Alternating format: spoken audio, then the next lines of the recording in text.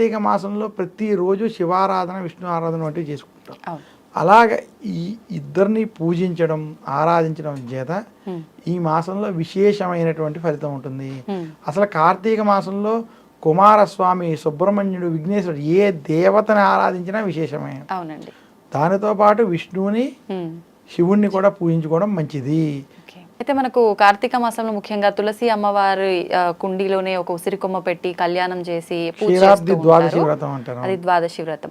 ఇది ఆచారం ఉండాలంటే ఎవరైనా చేసుకోవచ్చా? క్షీరాబ్ది ద్వాదశి వ్రతం అసలు ప్రతి ఒక్కరూ ఆచరించాలి. ఇది వీళ్ళు వాళ్ళు అని కాదు. ఎందుకు అంటే క్షీరాబ్ది ద్వాదశి అంటే దీన్ని మన చిలుకు ద్వాదశి, క్షీరాబ్ది ద్వాదశి, దీనికి ఒక వ్రత కథ ఉంది. పూర్వం దేవతలు రాక్షసులు కలిపి సముద్రాన్ని మదనం చేయడం, ఆ సముద్ర మదనం చేసేటప్పుడు ఆ సముద్రాన్ని సాగరాన్ని చిలికిన రోజు క్షీరాబ్ది ద్వాదశి, అందుకని దీన్ని చిలుకు ద్వాదశి అన్నారు. అంత విశేషమైన ఈ రోజు. అలాగే దీన్ని బృంద ద్వాదశి అంటారు. ఎందుకంటే బృంద అనేటువంటి ఆవిడ ఒక రాక్షసునికి భార్య. ఆమె చాలా పరమ పతివ్రత భక్తురాలు.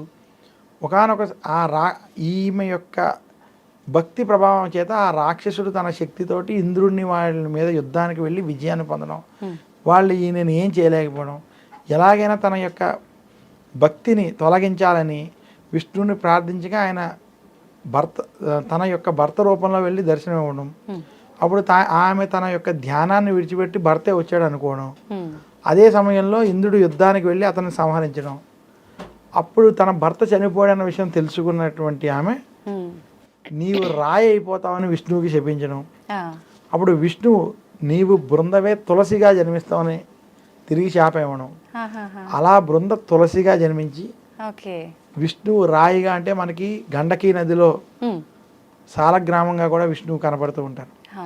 ఇది ఈ యొక్క వృత్తాంతం ఇది కనపడి ఉంది. ఆ బృంద పేరు మీద ఉన్నటువంటి ద్వాదశి ఈ బృంద ద్వాదశి. ఇవన్నీ కూడా క్షీరాబ్ది ద్వాదశితో ముడిపడి ఉన్నటువంటి అంశాలు. అయితే ఒక డౌట్ అండి, ఇప్పుడు తులసికి ఉసిరికి కళ్యాణం చేస్తాము అంతవరకు ఓకే. తులసిలో కూడా మళ్ళీ కృష్ణ తులసి అని లక్ష్మి తులసి అని చెప్పి ఉంటుంది కదా, ఏ తులసిని ఏ తులసి అయినా తులసి అలాగే ఉసిరి. ఎందుకు ఆ మాట అంటే ఉసిరి చెట్టు, ఉసిరి కొమ్మ విష్ణు స్వరూపం, తులసి లక్ష్మీ స్వరూపం.